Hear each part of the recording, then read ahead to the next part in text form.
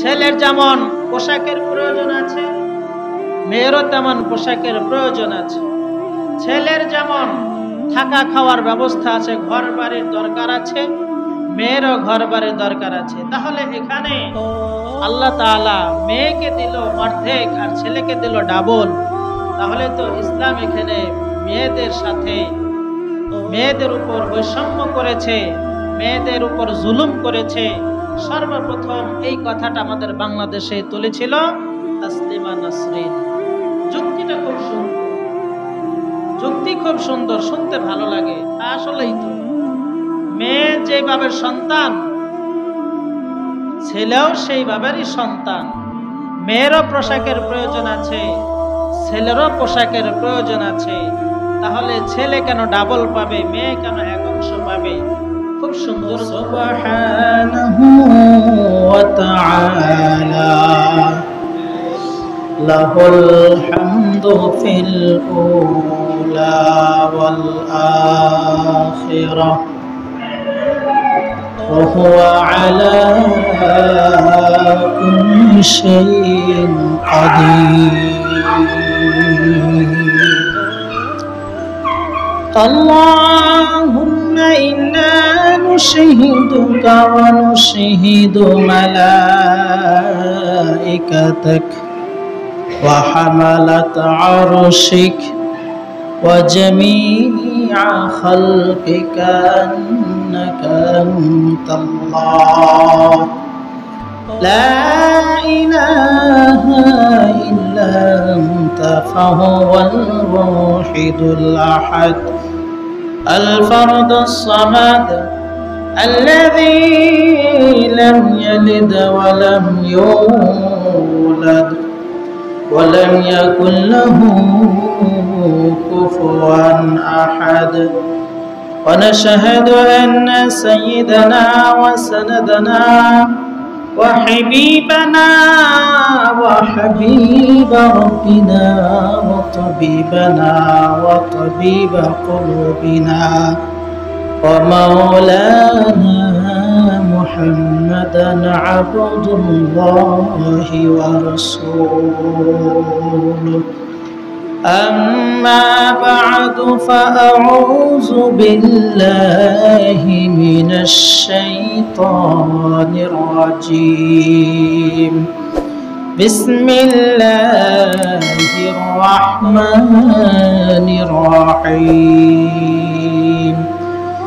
يوصيكم الله في أولادكم للذكر مثل حظ الأنثيين إلى آخر الآية. صدق الله العظيم وصدق رسوله النبي الكريم ونحن على ذلك من الشاهدين والشاكرين والحمد لله رب العالمين.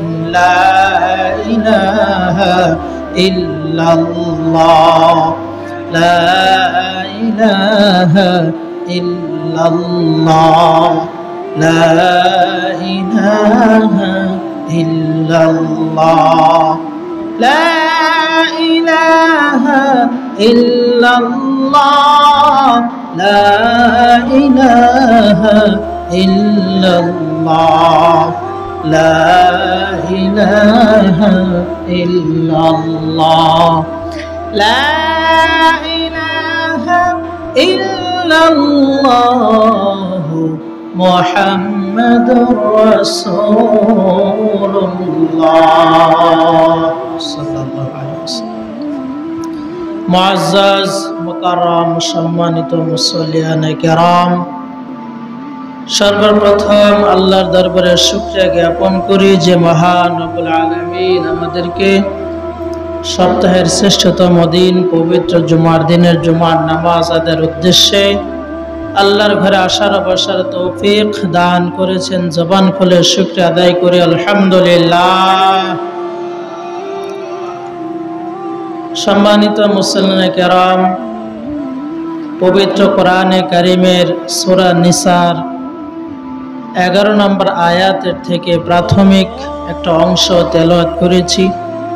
এই আয়াতের আলোকে কিছু কথা বলবার ইচ্ছা পোষণ করেছি। আল্লাহ পাক আমাদের সকল মুসলমানদেরকে এই আয়াতের উপর পরিপূর্ণভাবে আমল করার তৌফিক দান করেন। সকলে বলি আমিন। বর্তমান চলমান সংস্কারের মিশনে আমাদের বর্তমান যে সরকার আছে, অস্থায়ী সরকার, যখন বাংলাদেশের মধ্যে সুন্দর একটি পরিবেশ, আবহাওয়া সব কিছু মিলিয়ে যখন একটু ভালোর দিকে, তখনই ইসলামের শত্রুরা ইসলামকে সরকারের বিমুখ করে, সরকারের মুখোমুখি করে বা বিধর্মীদের সাথে মুখোমুখি অবস্থান করে একটা নৈরাজ্যকর পরিস্থিতি সৃষ্টি করার জন্য একদল উঠে পড়ে লেগেছে, ঠিক কিনা? যখন বর্তমান অস্থায়ী সরকার তিনি যখন মুসলমান, হিন্দু, বৌদ্ধ, খ্রিস্টান সকলের সাথে একটা সৌজন্যমূলক আচার আচরণ, সকলের সম্মতি নিয়ে যখন তিনি আগাচ্ছেন, সামনের দিকে অগ্রসর হচ্ছেন, এখন সংস্কারের নামে অনেক বিষয়ে তিনি সংস্কারের প্রস্তাব দিয়েছেন। তো সেই সংস্কারের মধ্য থেকে একটি সংস্কার হলো নারী সংস্কার কমিশন।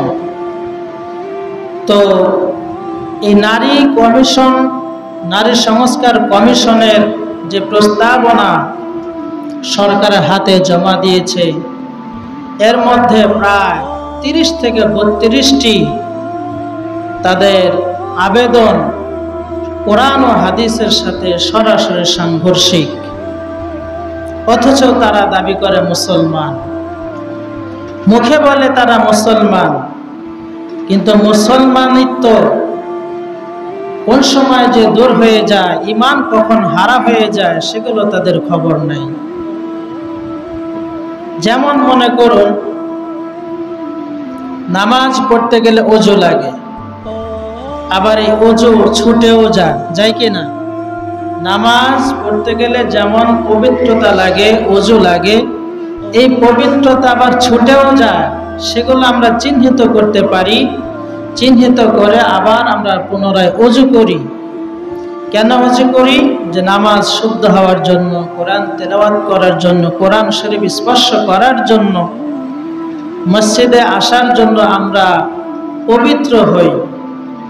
তো আমাকে তো জানতে হবে যে ঈমান কখন নষ্ট হয়ে যাচ্ছে। ঠিক অনুরূপভাবে যারা আজ নারী সংস্কার কমিশনের নামে কোরআনের স্পষ্ট আয়াতের যারা বিরোধিতা করছে, তাদের ঈমান কিভাবে থাকে, তারা মুসলমান কিভাবে দাবি করে? তাদেরকে এই সেন্স নেই যে মানুষের জ্ঞান হলো সীমিত আর আল্লাহর জ্ঞান হলো অসীম, সীমাহীন। আল্লাহর জ্ঞানের কোনো সীমা নাই। মানুষের জ্ঞানের তুলনা করা হয় বোঝানোর জন্য, এভাবে বলা হয়, বিশাল বড় সমুদ্রের মধ্যে যদি একটি সুইকে ডোবানো হয়, ওই সুইয়ের মাথায় যে পানিটুকু আসবে, ওই পানিকে যখন 100 ভাগ করা হবে, 100 ভাগের 99 ভাগই আল্লাহর জন্যে আর 1 ভাগ মানুষের জন্যে। তাহলে এবার চিন্তা করুন, মানুষের চিন্তা শক্তি, মেধা কত সীমিত। তো এই সীমিত মেধা দিয়ে মহাজ্ঞানের অধিকারী, মহাজ্ঞানী আল্লাহর জ্ঞানের সাথে তুলনা করে সেই জ্ঞানের ভুল ধরা কতখানি বোকামি, কিন্তু তারা বোঝে না। আল্লাহ হলেন সর্বকালের সর্বশ্রেষ্ঠ মহাজ্ঞানী, তার উপরে কোনো জ্ঞানী নেই। আর মানুষের এই সসীম সীমিত জ্ঞান দিয়ে কিভাবে আল্লাহর জ্ঞানের সাথে তারা বিরোধিতা করে, তাহলে এই বিরোধিতা করার অর্থ হলো তার ঈমান হারা হয়ে যাওয়া, ঈমান চলে যাওয়া। যদি সে মুসলমানের বংশধর হয়ে থাকে, যদি সে মুসলিম দাবি করে, তাহলে অতি সত্বর এগুলো থেকে তওবা করে নিজেকে মুসলমান হিসেবে প্রতিষ্ঠিত করতে হলে তওবা করে আল্লাহর বিধানের সামনে নিজেদেরকে নত করা ছাড়া কোনো উপায় নাই, নত করতে হবে। আল্লাহ রাব্বুল আলামিনের এই জ্ঞানের সাথে, আল্লাহ রাব্বুল আলামিনের এই আদেশের সামনে সর্বপ্রথম যে যুক্তি দেখেছিল, বিরোধিতা করেছিল, এর নাম হলো ইবলিস। কি নাম? ইবলিস। সে আল্লাহর আইনের সামনে, আল্লাহর হুকুমের সামনে সে যুক্তি দিয়েছিল, যুক্তি পেশ করেছিল। অথচ এই ইবলিস ৮০,০০০ বছর পর্যন্ত আল্লাহর ইবাদত করেছে, দাসত্ব করেছে। সে আল্লাহর ইবাদত করেছে। প্রথম আসমান, দ্বিতীয় আসমান, তৃতীয় আসমান, এমনি ভাবে সপ্তম আসমান পর্যন্ত সে ইবাদত বন্দেগী করেছে। যে ইবাদত বন্দেগী করার কারণে আল্লাহ পাক তাকে ফেরেশতাদের সাথে থাকতে দিয়েছেন, জান্নাতে তাকে থাকার ব্যবস্থা করে দিয়েছেন। কিন্তু যখন এই ইবলিস আল্লাহর আইনের সামনে যখন মাথা নত করলো না, আল্লাহর আইনকে যখন বৃদ্ধাঙ্গুলি দেখালো এবং আল্লাহর আইনের সামনে যখন সে যুক্তি দাঁড় করালো, তখন এই ইবলিসের ৮০ বছরের ইবাদত সব কিছু বিফলে চলে গিয়েছে এবং তার স্থান হয়েছে জান্নাত থেকে বের করে দেওয়া হয়েছে তাকে। নাউজুবিল্লাহি। আল্লাহ পাকের একটি বিধানের সামনে সে মাথা নত করে নাই, যুক্তি দাঁড় করিয়েছে। সেই যুক্তিটা ছিল, সে আইনটা ছিল যে আমি আদমকে সৃষ্টি করেছি, ইবলিস তুমি আদমকে তার সম্মানার্থে সেজদা দাও। কিন্তু ইবলিসে তখন আল্লাহর এই আইনকে, আল্লাহর এই আদেশকে সে মানে নাই, বরং আরো যুক্তি দাঁড় করিয়েছে যে আগুন, আমি হলাম আগুন আর আদম হলো মাটি। আগুনের মধ্যে আলো আছে, মাটির মধ্যে অন্ধকার আছে। মাটির মধ্যে কোনোদিন আলো খুঁজে পাওয়া যায় না, মাটির তলে, মাটির নিচে অন্ধকার, আর আগুনের মধ্যে আলো। আলো হলো উত্তম, অন্ধকার হলো অনুত্তম। অতএব উত্তম জিনিস অনুত্তমের কাছে মাথা নত করতে পারে না। এই যুক্তি দাঁড় করানোর কারণে ৮০,০০০ বছর যে ইবাদত করেছে, ১ বছর, ২ বছর, ৩ বছর নয়, ১,০০০ বছর, ২,০০০ বছর, ৩,০০০ বছর নয়, ৮০,০০০ বছর যে ইবাদত সে করে আল্লাহর যতটা নৈকট্য হয়েছিল, নৈকট্যশীল হয়েছিল, আল্লাহর আদেশ অমান্য করার কারণে তার ৮০,০০০ বছরের ইবাদত নিমিষেই বাতিল হয়ে গেল। আর তার স্থান ছিল যে জান্নাতে, এই জান্নাতে থেকে তাকে ঘাড় ধাক্কা দিয়ে বের করে দেওয়া হয়। শুধু তাই নয়, এই ৮০,০০০ বছর ইবাদত করার কারণে সারা পৃথিবীর নিয়ন্ত্রণ ক্ষমতা এই ইবলিসকে দেওয়া হয়েছে। কিন্তু আল্লাহর আদেশ পালন না করার কারণে, আল্লাহর আদেশের সামনে যুক্তি দাঁড় করানোর কারণে সে চির বিতাড়িত হয়েছে, মরদুদ হয়েছে, অভিশপ্ত হয়েছে। তাকে মানুষ ঘৃণা হিসাবে স্মরণ করে, আল্লাহর কাছে তার থেকে পানা চায়, আশ্রয় চায়। ঠিক এখনো বর্তমান সময়ে সেই ইবলিসের উত্তরসূরি মানুষ, কিছু মানুষ দুনিয়ার মধ্যে আছে যারা কোরআনের আইনের বিরুদ্ধে যুক্তি দাঁড় করায়। নাউজুবিল্লাহি মিন যালিক। যারাই দাঁড় করাবে বুঝে নিতে হবে এরা হলো সেই হেডমাস্টার ইবলিসের চেলাপেলারা। যারাই কোরআনের বিরুদ্ধে আঙ্গুল তুলবে, কোরআনের আইনের সামনে যারা যুক্তি দাঁড় করাবে নিজের সসীম জ্ঞান দিয়ে, বুঝে নিতে হবে সে আর মানুষ নাই, সে ইবলিসের দোসর হয়ে গিয়েছে। আর ইবলিসের দোসর হয়ে যাওয়া মানে জান্নাত তার কোনোদিন ভাগ্যে জুটবে না। কারণ ইবলিসকে তো জান্নাত থেকে ঘাড় ধাক্কা দিয়ে বের করে দেওয়া হয়েছে। তো কোরআনের যে নারীদের অংশ শরীয়তে মিরাসের হিসাবে বন্টনের মধ্যে যে অংশ নির্ধারণ করে দিয়েছেন, এর বিরুদ্ধাচরণ করার অর্থ হলো ইবলিসের দলে চলে যাওয়া, ইবলিসের সঙ্গে তাল দেওয়া। এই সর্বপ্রথম আমাদের বাংলাদেশে সর্বপ্রথম কোরআনের এই আয়াত, কোরআনের আয়াত সূরা নিসার 11 নম্বর আয়াতে আল্লাহ বলেন ইউসিকুমুল্লাহু ফি আওলাদিকুম লিযযাকারি মিসলু হাযিল উনসায়াইন। আল্লাহ রাব্বুল আলামিন বলেন তোমাদের সন্তানদের মধ্যে আল্লাহ রাব্বুল আলামিন ওসিয়ত করেছেন লিযযাকারি মিসলু হাযিল উনসায়াইন। একজন বাবা যখন মারা যায়, তার ত্যায্য সম্পদ, পরিত্যক্ত সম্পদ থেকে ছেলে মেয়ের ডাবল অংশ পাবে। ছেলে মেয়ের ডাবল অংশ পাবে, অর্থাৎ 2 মেয়ে যা পাবে 1 ছেলে তা পাবে। এটা হলো আল্লাহর আইন, কোরআনের আইন, এটা কোরআনের বিধান। তো এখানে এসে নারীবাদীর কিছু নাবুজ জ্ঞান কম, সীমিত জ্ঞানের অধিকারী এই সমস্ত নারীরা বলে থাকে এখানে নাকি আল্লাহ তাআলা নারীদের সাথে বেমানান করেছেন, নারীদের উপর জুলুম করেছেন। নাউযুবিল্লাহি মিন যালিক। সৃষ্টিকর্তা হলেন আল্লাহ।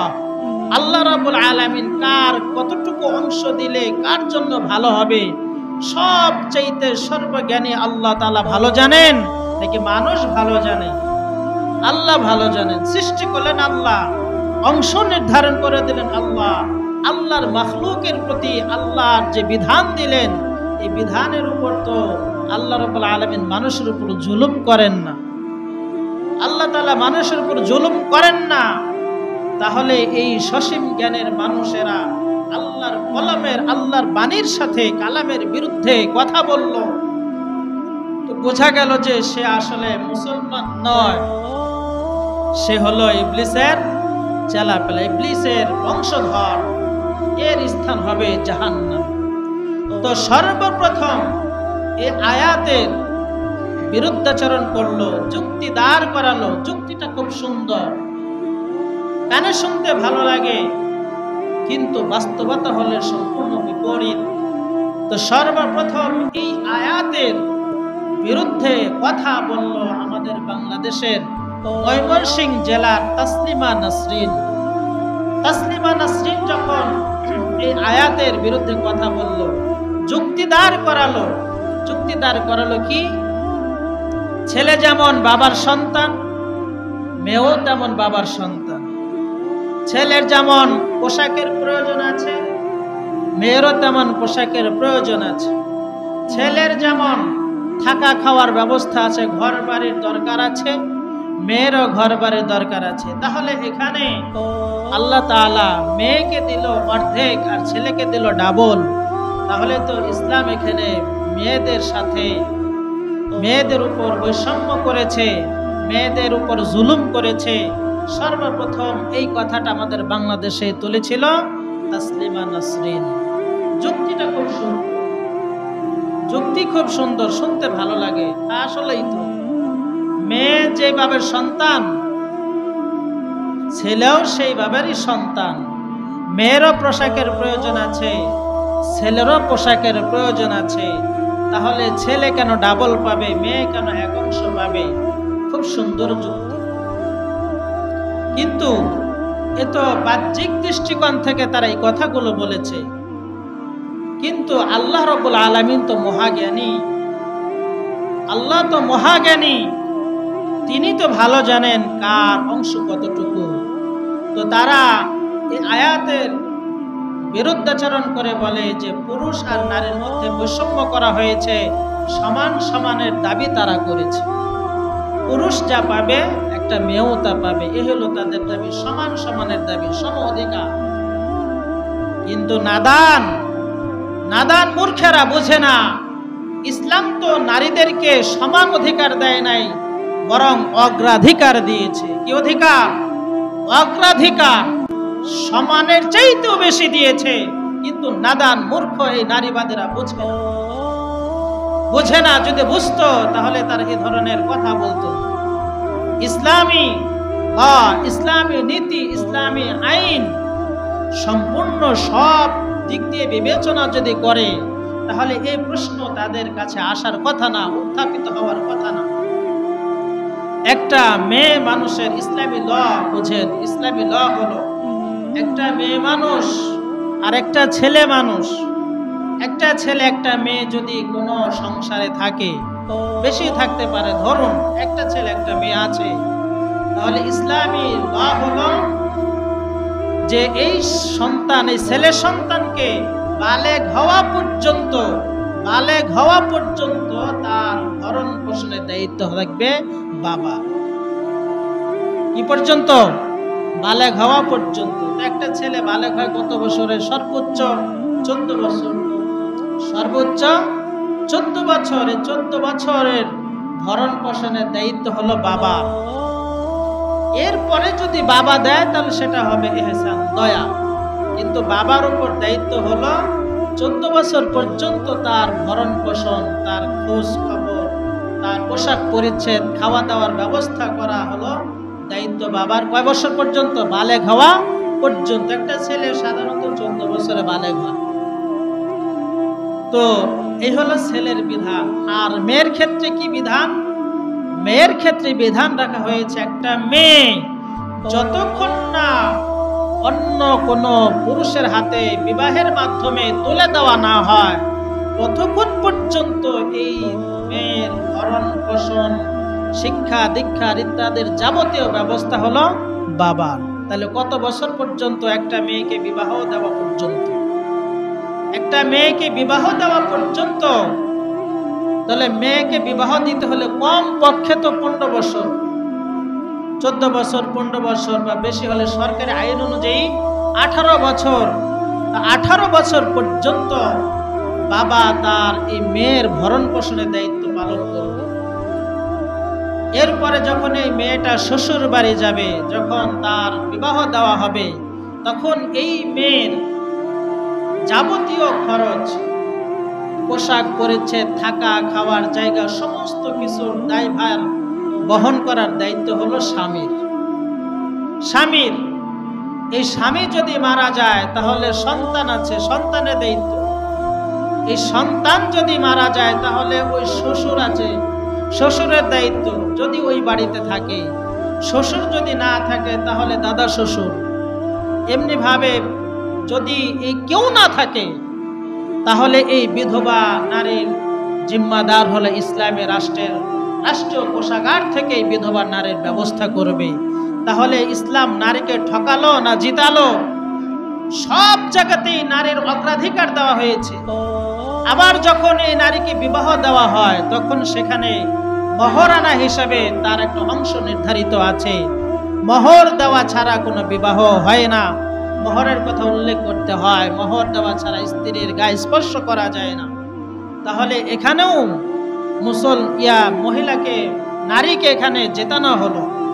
কিন্তু বিবাহের সময় পুরুষ কি পায়? পুরুষ যদি এখন সমান অধিকারের কথা হিসেবে যদি পুরুষ এখন এই নীতি যদি চালু হয় যে সবখানে সব জায়গায় বিবাহ তালাক ইত্যাদির ক্ষেত্রে নারী পুরুষ সমান অধিকার, তাহলে একটা মেয়েকে যখন 10 লক্ষ টাকা, 5 লক্ষ টাকা, 3 লক্ষ টাকা যখন মোহর ধার্য করা হয়, এবার ছেলে যদি বলে যে তাহলে আমারও তো যৌতুক দেওয়া দরকার, তাহলে সেও তো যৌতুক দাবি করবে।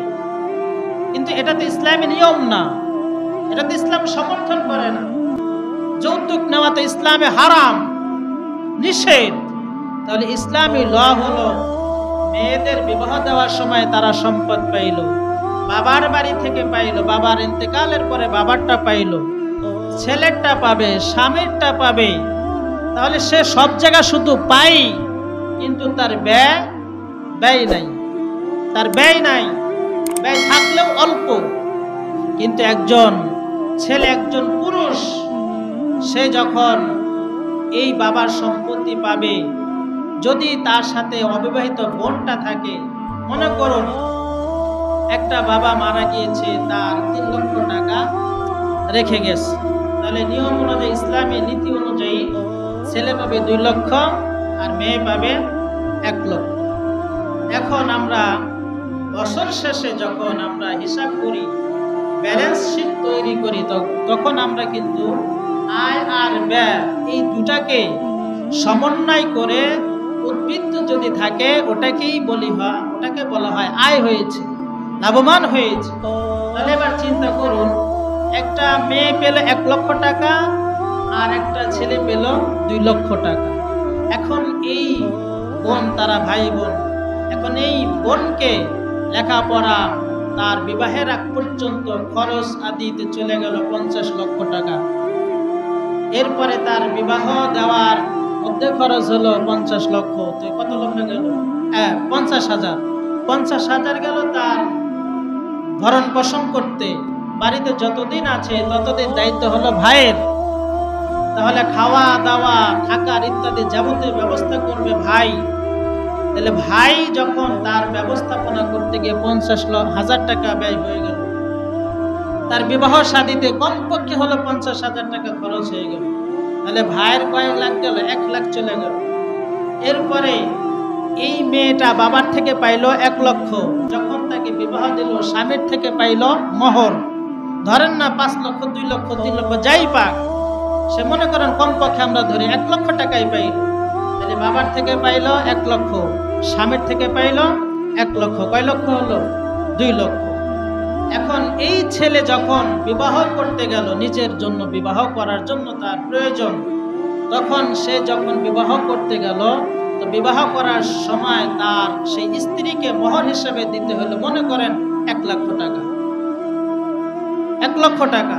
তাহলে বোনের পিছনে গেল 1 লক্ষ, নিজের বিবাহের পিছনে ব্যয় গেল 1 লক্ষ, 2 লক্ষ এখানেই শেষ, ব্যালেন্স শূন্য। অথচ তার আর মেয়ে পেল কত? মেয়ে পেল বাপের পরিত্যক্ত সম্পদ থেকে নগদ 1 লক্ষ টাকা, আবার স্বামীর থেকে বিবাহের মাধ্যমে মহারানা হিসেবে পেল 1 লক্ষ।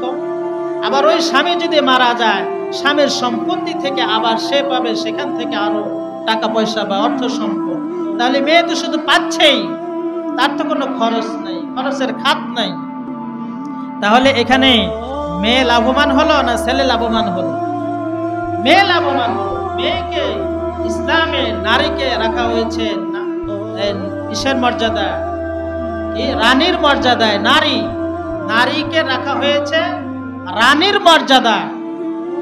সে যদি কোথাও কোনো পরিস্থিতির শিকার হয়, আয় ব্যয়ের যদি তেমন কোনো ব্যবস্থা না থাকে, তাহলে এই যে বাবার বাড়ির সম্পত্তি পাইল, আবার স্বামীর থেকে মহারণা হিসেবে সে পাইল, সেখান থেকে যদি কোনো সময় বন্ধ পরিস্থিতি তার সামনে আসে, সে ওখান থেকে ব্যয় করতে পারবে। কোনো অবস্থাতেই তাকে বিপদের সম্মুখে ইসলাম ফেলেন নাই। আবার যখন এই স্বামী যখন মারা যাবে, তখন ওই স্বামীর সম্পত্তি থেকেও মহিলা পাবে, নারী পাবে। তাহলে নারী তো সব জায়গায় পাচ্ছে। তাহলে ইসলাম তাকে ঠকালো কিভাবে? বরং পুরুষের চাইতেও নারীর অগ্রাধিকার ইসলামে বেশি দিয়েছে। তো এই বর্তমান নারী সংস্কারের কমিশন যাদেরকে গঠন করা হয়েছে, তারা এই আয়াতের বিপক্ষে তারা আপত্তি তুলেছে যে ইসলাম এখানে নারীকে ঠকিয়েছে, এখানে তারা সম অধিকার চায়। আরে সম অধিকার যদি দেওয়া হয়, তাহলে ক্ষতিগ্রস্ত তো হবে নারীরাই। নারীরাই ক্ষতিগ্রস্ত হবে, নারীরাই এখানে ক্ষতিগ্রস্ত হবে। এরপরে তাদের আরেকটা দাবি হলো যে একাধিক বিবাহ নিষেধ করতে হবে। একজন পুরুষ একাধিক বিবাহ করতে পারবে না, এরকম তাদের একটা প্রস্তাবনা আছে। অথচ আল্লাহ রাব্বুল আলামিন বলেছেন একজন পুরুষ সর্বনিম্ন এবং সর্বোর্ধ্ব 4 জনকে সে একসাথে বিবাহ বন্ধন আবদ্ধ রাখতে পারবে। এটা কার আইন? কার আইন? আল্লাহর আইন। তাহলে তারা যে এই জবরদস্তি করে পুরুষের জন্য যে একটা নারীকে তারা সীমাবদ্ধ করে দিচ্ছে, এটা আল্লাহর আইনের লঙ্ঘন হচ্ছে, আল্লাহর আইনের লঙ্ঘন হচ্ছে। ইসলামের মধ্যে ইসলামী নীতি আছে, ইসলামী ল হলো যদি কোনো পুরুষ সামর্থ্যবান হয়, সে যদি 2 স্ত্রী রাখার সামর্থ্য যদি তার মধ্যে থাকে, তাহলে সে দ্বিতীয় বিবাহ করতে পারবে। আর যদি সামর্থ্য না থাকে, তাহলে একটা নিয়ে সন্তুষ্ট থাকতে হবে। যেহেতু সে অধিকার ঠিকমতো আদায় করতে পারবে না, তার ভয় হবে, এই জন্য একজন নিয়ে সন্তুষ্ট থাকতে পারবে।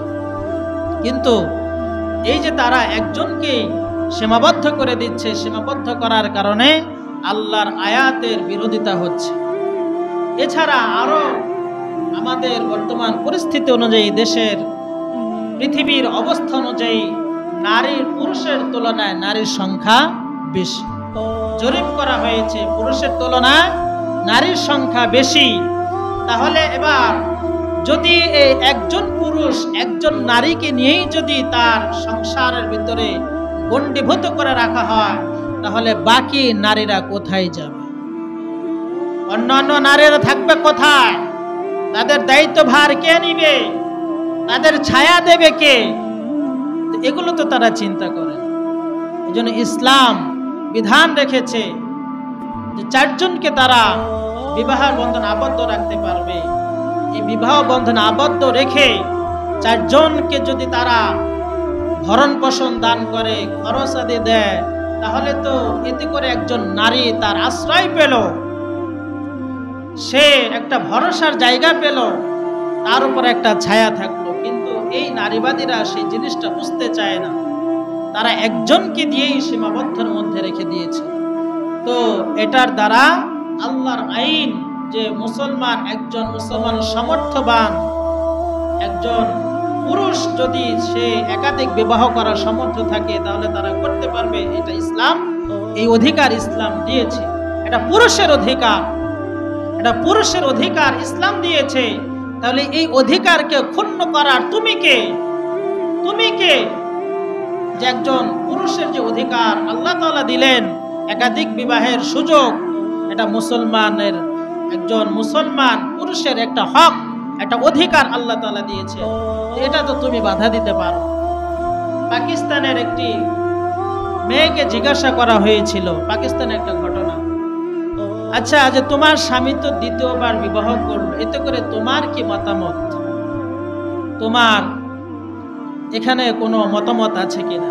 তখন সেই মেয়েটা জবাব দিয়েছিল যে দেখেন, আমার স্বামী আল্লাহ রাব্বুল আলামিন তাকে একাধিক বিবাহের অধিকার আমার স্বামীকে আল্লাহ তাআলা দিয়েছে, তাহলে আমি তার স্ত্রী হয়ে আমি তার এই অধিকার কিভাবে ক্ষুণ্ণ করতে পারি? আমার তো এই অধিকার ক্ষুণ্ণ করার অধিকার তো আল্লাহ তাআলা আমাকে দেয় নাই। বাকি আমাকে এখন সবর করতে হবে, ধৈর্য ধারণ করতে হবে। আল্লাহর কাছে উত্তম বিনিময় আমি চাই, আমি যেন সবর করতে পারি, ধৈর্য ধারণ করতে পারি।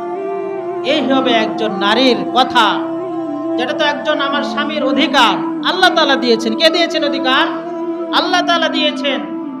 তাহলে এই অধিকার আমি ক্ষুণ্ণ করার কে? তো যদি স্বামীর সামর্থ্যবান হয়, তাহলে সে একাধিক বিবাহ করতে পারে। এর অর্থ এই নয় যে প্রথমটাকে তালাক দিতে হবে, প্রথমটাকে মেরে ধরে ঘর বাড়ি ছাড়া করতে হবে দ্বিতীয়টা বিয়ে করার জন্য, এটা নয়। সমতা বজায় রেখে যদি কেউ সামর্থ্যবান হয়, একাধিক বিবাহ করলে কোনো সমস্যা নাই। ইসলাম এটা তার অধিকার, হক দিয়েছে। তো এভাবে আরেকটি তাদের দাবি ছিল দাবি হলো যে বর্তমান সময়ে যারা পতিতাবৃত্তি করে এদেরকে নারী কর্মী, নারী শ্রমিক হিসেবে আখ্যা দিতে হবে। নারী শ্রমিক হিসেবে তাদেরকে আখ্যা দিতে হবে। যেমন গার্মেন্টস শ্রমিক আছে, যে সমস্ত মহিলারা, নারীরা গার্মেন্টসে কাজ করে তাদেরকে গার্মেন্টস শ্রমিক বলা হয়, তারা এটা স্বীকৃতি পেয়েছে। তো তাদের দাবি হলো যারা পতিতাবৃত্তি করে, যে সমস্ত মহিলারা, নারীরা পতিতাবৃত্তি করে এদেরকে নারী শ্রমিক হিসেবে আখ্যা দেওয়ার জন্য সরকারের কাছে সুপারিশ করেছে। সবাই বলে নাউযুবিল্লাহি মিন যালিক। এই আইনের মাধ্যমে আমাদের মা বোনদেরকে ছোট করা হয়েছে তাদেরকে। অথচ মা বোনের ইজ্জত, মহিলাদের সম্মান আল্লাহ দিয়েছেন, রাসূল দিয়েছেন, কিন্তু তারা এই নারীর অধিকার, নারীর অধিকার সংস্কারের নামে মা বোনদেরকে তারা খাটো করে ফেলেছে। চরম ঘৃণিত একটি কাজের মধ্যে আমাদের মা বোনদেরকে স্বীকৃতি হিসেবে দিয়ে তারা এই মা বোনদের জাতিকে, মা বোনের জাতকে তারা ভুলণ্ঠিত করেছে, তারা কুলুষিত করেছে, নিম্নগামী করেছে, মা বোনদের ইজ্জতকে তারা ছোট করেছে। এজন্যই তো বলে মহিলাদের জ্ঞান আল্লাহ পাক অর্ধেক দিয়েছেন, তাদের জ্ঞান হলো অসম্পূর্ণ জ্ঞানের অধিকারী নারীরা। তো এই অসম্পূর্ণ জ্ঞানের কারণে তাদের থেকে ভালো কিছু আর কি আশা করা যায়? যেটা সারা ধর্মের সমস্ত পৃথিবীতে যত ধর্ম মানুষ পালন করে, কোন ধর্মের মধ্যে এই পতিতাবৃত্তিকে বৈধ হিসাবে কেউ মেনে নেয় নাই। তাহলে তোমরা মুসলমান দাবি করে কিভাবে এই দাবিটা তোমরা করতে পারো যে মুসলমান, যে নারীরা পতিতাবৃত্তি করে তাদেরকে নারী শ্রমিক হিসেবে আখ্যায়িত করে, এদেরকে যদি আখ্যা দেওয়া হয়, নারী শ্রমিক হিসেবে যদি আখ্যা দেওয়া হয়, তাহলে এটা তো আরো জঘন্য পাপের দিকে নিয়ে যাওয়া হচ্ছে। ইসলাম সমর্থন করে না। ইসলাম তো বলেছে আযানি ওয়া যানিয়াতু ওয়া যানি ফাজলিদু, যে তোমরা ফারজিমুহুমা, যে তোমরা ব্যভিচার, নারী পুরুষকে, বিবাহিত নারী পুরুষ যখন ব্যভিচারে লিপ্ত হবে তখন তোমরা তাদেরকে পাথর মেরে হত্যা করে ফেলো। এটা আল্লাহর বিধান। তাহলে তারা এই আল্লাহর বিধানকে, অকাট্য প্রমাণকে তারা অস্বীকার করে তারা নারীদের এই পেশাকে তারা পেশা হিসেবে, শ্রমিক হিসেবে মর্যাদা দিতে যাচ্ছে। তাহলে এতে করে তো ব্যভিচারের বাজার কমবে তো দূরের কথা, দিন দিন আরো বাড়বে, সমাজের অবক্ষয় আরো বাড়বে। তো তারা আবার যুক্তি দেয় এখানে তো পুরুষরাই তো আসে, আর পুরুষরা গেলে কি তাদেরকে শ্রমিক হিসেবে আখ্যা দিতে হবে? তারা তো ইচ্ছায় যায় না। এমন কোন পতিতার মহিলা নাই যে তারা স্বেচ্ছায় সেই পেশাকে তারা গ্রহণ করেছে। বিভিন্ন ধরনের তারা পরিস্থিতির শিকার হয়ে এই সমস্ত কাজে তারা জড়িত। প্রত্যেকে এখান থেকে বের হওয়ার জন্য আপ্রাণ চেষ্টা করে, কিন্তু তারা বের হতে পারে না। কেউ বের হতে পারে, কেউ হতে পারে না। কেউ এটাকে ভালো চোখে দেখে না, ভালো হিসেবে নেয় না। যে এই কাজে জড়িত সেও না। তাহলে এই ব্যাপারে তাদেরকে এই শ্রমিক হিসেবে ব্যাখ্যা দেওয়া, তাদেরকে শ্রমিক হিসেবে স্বীকৃতি দেওয়ার কি অর্থ? এতে করে ইসলামের গভীর ষড়যন্ত্র, জেনার বাজারকে সহজ করার জন্য এই নিয়মকে তারা বেছে নিয়েছে। জেনার বাজার যেন আরো বেশি ছায়লাভ হয়। বিবাহ বন্ধনকে করতে বলা হয়েছে সহজ, আর ব্যভিচারকে করতে বলা হয়েছে কঠিন, যেন কোনোভাবে একজন ছেলে মেয়ে বিবাহ বহির্ভূত জেনার কাজে যেন লিপ্ত না হয়। বিবাহকে সহজ করার জন্য বলা হয়েছে। আমরা বর্তমান সমাজ ব্যবস্থায় এমন, আমরা বিবাহকে, পবিত্রতম এই বন্ধনকে আমরা কঠিন করে ফেলেছি। বিবাহ দেওয়ার আগেই আমরা চিন্তা করি ছেলে কি করে, সরকারি চাকরি করে না বেসরকারি চাকরি করে, কত বেতন পায়, মেয়েকে খাওয়াইতে পারবে না কি, পড়াইতে পারবে না, এ ধরনের নানা শর্ত দিয়ে আমরা বিবাহটাকে কঠিন করে ফেলেছি। অথচ আমার মেয়ের বয়স হয়েছে, বিবাহের উপযুক্ত হয়েছে, এ ধরনের ছেলে খুঁজতে ছেলে খুঁজেও পায় না। ওদিক দিয়ে মেয়ের যে একটা সময় হয়েছে, সেও এই যন্ত্রণা, সে কষ্ট সহ্য করতে না পেরে অনেক সময় মেয়ে বিপদগামী হয়ে যাচ্ছে, ছেলেরাও বিপদগামী হচ্ছে। এগুলো আমাদের সমাজ ব্যবস্থাকে আরো সংস্কার করতে হবে।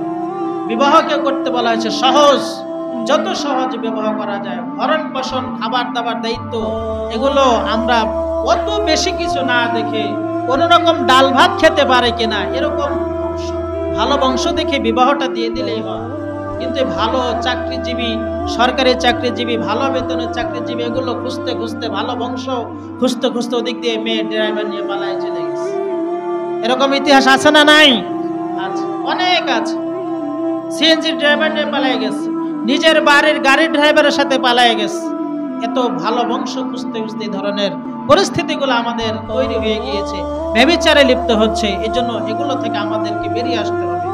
তো তাদের এই সমস্ত নারী সংস্কারের নামে কমিশন যেটা গঠন করে, সেগুলো সম্পূর্ণ ঈমান বিধ্বংসী, ঈমানের সাথে যায় না, ঈমান বিধ্বংসী কার্যকলাপ। তো এগুলো থেকে আমাদের সোচ্চার থাকতে হবে, আমাদেরকে এই ঈমানি চেতনা জাগ্রত রাখতে হবে, ঈমান নিয়ে আমাদের বেঁচে থাকতে হবে। তো এই মর্মে আজকে কয় তারিখ? 2 তারিখ, আগামীকাল 3 তারিখ। 3 তারিখে সমাবেশ ডাকা হয়েছে। ঈমানি চেতনা জাগ্রত করে, ঈমানি দায়িত্ববোধ থেকে ইনশাআল্লাহ আমরা সেই সম্মেলনে যোগ দেব। এই ধরনের ইসলাম বিদ্বেষী, নারী সংস্কারের নামে ইসলাম বিদ্বেষী, কোরআন সুন্নাহ শরীয়ত বিরোধী যেন কোনো আইন এদেশে পাশ না হয়। আমরা সকলে রাজি আছি ইনশাআল্লাহ? ইনশাআল্লাহ সকলে হাতটা উঁচু করি ইনশাআল্লাহ। আমরা চাই এই দেশে ইসলাম বিরোধী কোনো আইন পাশ না হোক। আমরা চাই যে এই দেশে ইসলামের শরীয়ত বিরোধী কোনো আইন পাশ না হোক। আল্লাহ আমাদের তৌফিক দান